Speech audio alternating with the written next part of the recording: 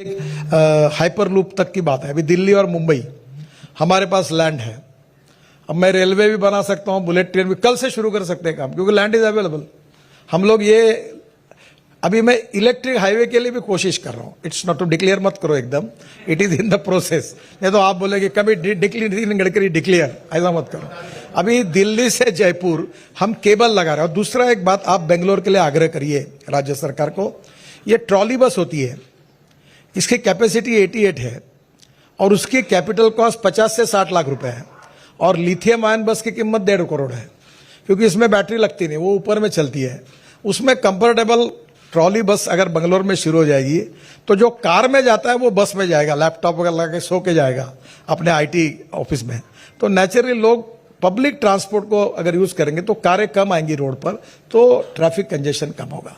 तो ऐसे अनेक प्रकार के उपाय। आपके पास समुद्र तो नहीं है, यहाँ नदी तो नहीं है जैसे एम्स्टरडैम में है, तो नेचुरली आपको इस परिस्थिति में अध्ययन करना पड़ेगा। हम लोग कर रहे हैं, 3 महीने के अंदर रिपोर्ट लाएंगे और फिर सीएम को बताएंगे, तो पब्लिक की भी चर्चा के लिए आपको भी दिखा देंगे। नीचे में रोड, ऊपर में ब्रिज, उसके ऊपर में मेट्रो, ऐसा पहली बार बना है। और अभी जो कल्पना है कि नीचे में रोड, उसके ऊपर एक फ्लाईओवर, उसके ऊपर एक फ्लाईओवर, उसके ऊपर में मेट्रो। तो ये बंगलोर में भी हम लोग, क्योंकि ट्रैफिक पीसीयूज जो है वो 25,000 यहाँ 1-1 लाख पीसीयूज है, तो ये कोई सोल्यूशन निकलने वाला नहीं। तो डायरेक्ट ट्रैफिक ऊपर जाएगा, उतरने वाला ट्रैफिक नीचे वाले फ्लाईओवर से जाएगा। और इस प्रकार से भी हमने ये भी निर्णय किया है, तो इसका निश्चित रूप से फायदा होगा। ये है कि अभी लैंड एक्वायर करना बंगलोर में कठिन है, तो मैंने ऐसा सुझाव दिया कि वर्ल्ड में, फिलीपाइंस में, बाकी अनेक देशों में हवा में चलने वाली स्काई बस उपयोग में लाई है। उसमें 200-200 लोग बैठते हैं और हवा में जाती है, स्काई बस इन एयर। तो उसके बारे में आज ही मैंने हमारे एनएचआई में जो हमारी लोग इस पे काम करते हैं उनको कहा था कि वर्ल्ड के एक्सपर्ट से एक बार बंगलोर के लोगों का, बंगलोर की स्थिति का अध्ययन करके एक कर लो, और उसके बाद ये इस प्रकार का कोई सॉल्यूशन पब्लिक ट्रांसपोर्ट में हम बंगलोर को दे सकते हैं क्या, तो हम इसको फाइनेंशियली सपोर्ट कर सकते हैं। और ये हमारे डिपार्टमेंट का ही मैंडेट है। तो आज मुख्यमंत्री जी ने भी इस पर काफ़ी बातों की चर्चा हमारी डिटेल में हुई है। अब हम लोग स्टडी कर रहे हैं, हम करना चाहते हैं, और इससे ऊपर के ऊपर अगर लाखों लोग ऊपर के ऊपर हवा में चलेंगे तो नीचे वाला प्रॉब्लम खत्म हो जाएगा। और काफ़ी प्रोजेक्ट शुरू हुए, काफ़ी चल रहे हैं। और ये लोग मुझे बोलते हैं कि तुम लाखों करोड़ में बात करते हो, पैसे कहाँ से आते हैं? तो मैं बोलता हूँ पैसे की कोई कमी नहीं है, पैसा बहुत है। तो आज मैंने मुख्यमंत्री को भी कुछ मंत्र बताया कि पैसा कैसे आ सकता है। तो ये दोनों प्रोजेक्ट है, कभी आप इसका डिटेल स्टडी करिए। अब प्रधानमंत्री जी ने एक अच्छी बात कही कि डिपार्टमेंट साइलो में चलते हैं। जैसे अभी शिराडी घाट में हमको टनल बनाना है, तो रेलवे को भी बनाना होगा।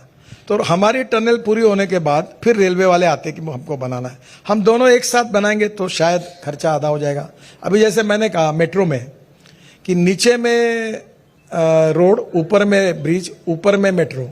तो हमारे यहाँ क्या हुआ कि मेट्रो का भी पैसा बचा, हमारा भी बचा, उन्होंने शेयर किया। तो 100 रुपए का काम 125 रुपए में हुआ। 100 रुपए की जगह 200 रुपए लगते, तो 75 रुपए का सेविंग हुआ। तो उन्होंने कहा कि डिपार्टमेंट के बीच में कोऑपरेशन, कोऑर्डिनेशन और कम्युनिकेशन हो, तो गति शक्ति का नाम से पोर्ट को कनेक्टिविटी करना, फिर लॉजिस्टिक पार्क को जोड़ना, इंडस्ट्रियल क्लस्टर को जोड़ना, फिर हाईवे वैसे प्लान करना। अभी हम लॉजिस्टिक पार्क 2 लाख करोड़ के लॉजिस्टिक पार्क बना रहे हैं, तो इसको इंटरचेंज करके जोड़ना, ये सब गति शक्ति में आया है। काफ़ी इस पर काम हुआ है। मैं कभी कभी मजाक में कहता हूँ कि हमारे देश में एक्सपर्टाइज 2 बड़े हासिल हैं, एक पॉपुलेशन ग्रोथ और ऑटोमोबाइल ग्रोथ। तो हमारे यहाँ ये संख्या रात दिन बढ़ती है। तो मैंने उनको कहा कि अभी एक घर में 4 लोग और 8 गाड़ियाँ हैं, पार्किंग नहीं, कुछ नहीं। तो अभी धीरे धीरे हम ऐसा बनाए। तो अभी मुंबई में मैंने double decker electric bus launch किया। फिर हमने अभी एक ट्रॉली बस की कल्पना है। क्या है कि ये जो इलेक्ट्रिक बस है इसमें लिथियम आयन बैटरी लगती है, तो अभी हम उसमें ये ट्रॉली बस है ना 88 लोगों की कैपेसिटी, और जैसे हमारे इसमें बिजनेस क्लास होता है हवाई जहाज में, वैसा उतना अच्छा कंफर्ट देकर लोग बस में लैपटॉप लेकर बैठेंगे, अपना काम करेंगे और आराम से जाएंगे। तो मुंबई में ऐसी एक स्कीम उन्होंने तैयार की कि मोबाइल फोन पर वो बस निकली है, वो जब स्टॉप पे आएगी, कितने बजे आ रही है, तो वो अपना टिकट उसमें बुक करेंगे, सीट रिजर्व करेंगे। तो उतरने वाले व्यक्ति के पास उनको बुकिंग मिल जाएगा 3:30 के बस में, 4:40 के बस में। तो ये जो बड़े प्रमाण पर पब्लिक ट्रांसपोर्ट को कंफर्टेबल करना, कॉस्ट इफेक्टिव करना, अभी आपको बताता हूं कि मैंने आज एक आह्वान किया है कि 5 साल के अंदर हमारे देश में 1.5 लाख बसेस हैं।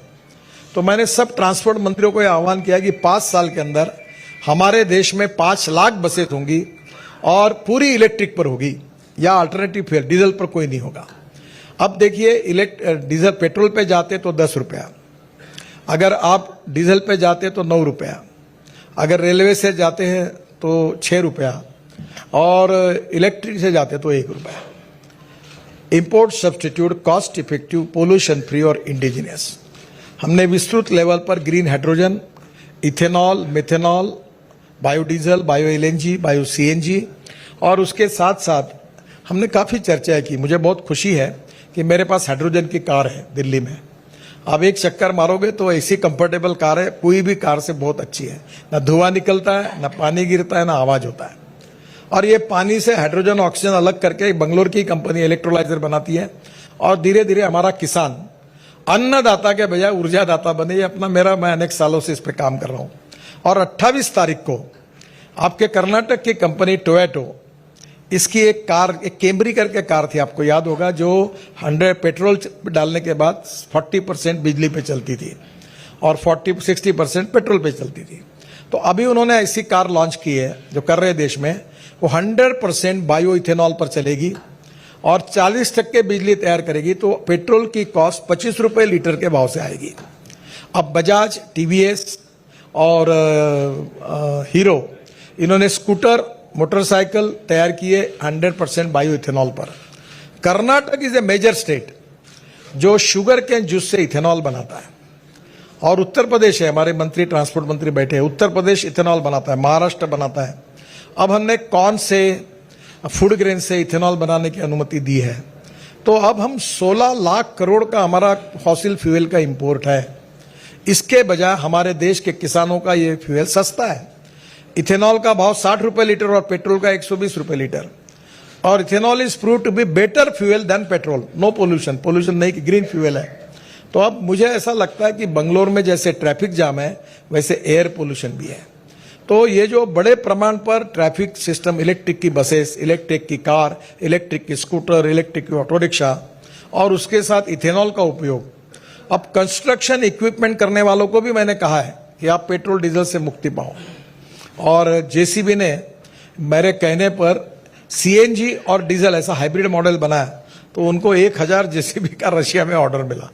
अब वर्ल्ड में भी लोग ग्रीन के बारे में बहुत आग्रही है।